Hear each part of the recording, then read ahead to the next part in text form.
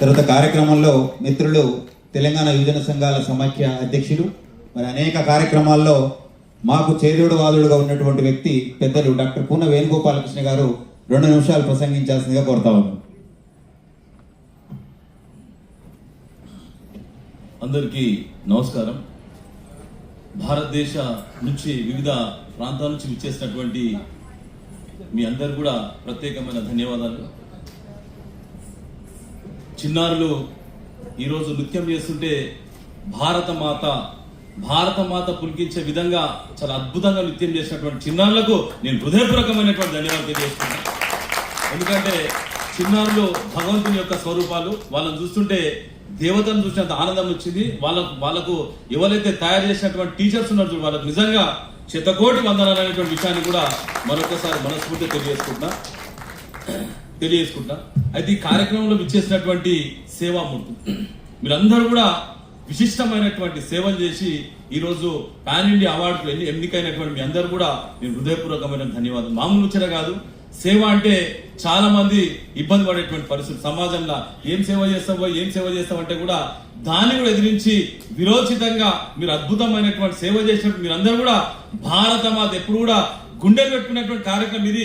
ఎప్పుడు కూడా చిరస్థాయిగా ఉండేటువంటి సేవకు ఈ గుర్తింపే కార్యక్రమం అనేటువంటి విషయాన్ని కూడా మరొకసారి మిమ్మల్ని అందరూ కూడా హృదయపూర్వకంగా తెలియజేసుకునే విషయాన్ని కూడా మరొకసారి తెలియజేసుకోండి. సమయం చాలా తక్కువ ఉన్నది.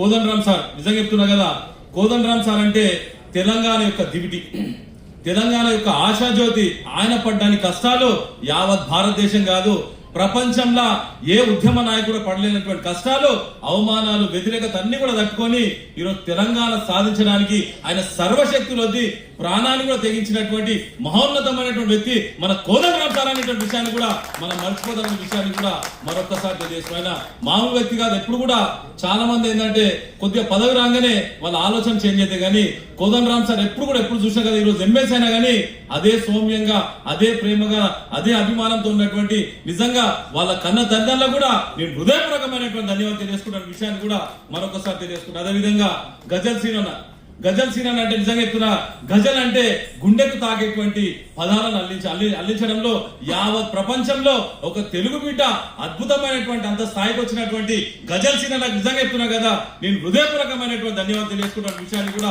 మరొకసారి తెలియజేసుకుంటా. మా పక్కకు ఉన్నటువంటి చిల్మల్ బాలరెడ్డి గారు, అదే రొయ్యూరు శేషగిరి గారు, అదేవిధంగా పద్మా కళ్యాణ్ మేడం గారు, ఇక్కడ ఉన్నటువంటి మనందరినీ కూడా ఏకతాటిని తీసుకురావడానికి విశేషమైన కృషి చేసినటువంటి మా రాజా గారు, యోనా రాజు గారు. ఆయన ఒకటి ఆలోచన చేశారంటే చాలా మంది అవార్డ్స్ రాక, గుర్తింపు రాక ఇబ్బంది పడేటువంటి ఎవరైతే ఉన్నారో నిజమైనటువంటి సమాజ సేవకులు ఉన్నారో వాళ్ళని గుర్తించాలనేటువంటి గట్టి సంకల్పంతో 2016 నుంచి ఇప్పటిదాకా ప్రపంచ వ్యాప్తంగా అద్భుతమైనటువంటి కార్యక్రమాలు చేసినటువంటి రాజా గారికి ప్రత్యేకమైన ధన్యవాదాలు. ఈరోజు ఒకటే ఒక విషయం చెప్తా. ఒకటి ఏంటంటే చాలా మంది డబ్బు అనేటువంటి వ్యామోహంలో పడేటువంటి పరిస్థితి.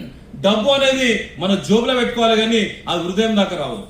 హృదయం దాకా వచ్చింది అనుకో లొల్లి పంచాయతీ స్టార్ట్ అయ్యేటువంటి అవకాశం ఉంటుంది. ఇంకా ఆనందంగా ఉంటది. మిమ్మల్ని అందరినీ కూడా చూస్తుంటే నాకు ఏమనిపిస్తుంది అంటే డబ్బులు జోబులో పెట్టుకున్నారు, సేవ అనేటువంటి భారత మాతను హృదయంలో పెట్టుకున్న మీ అందరూ కూడా శతకోటి వందనాలు అనేటువంటి విషయాన్ని కూడా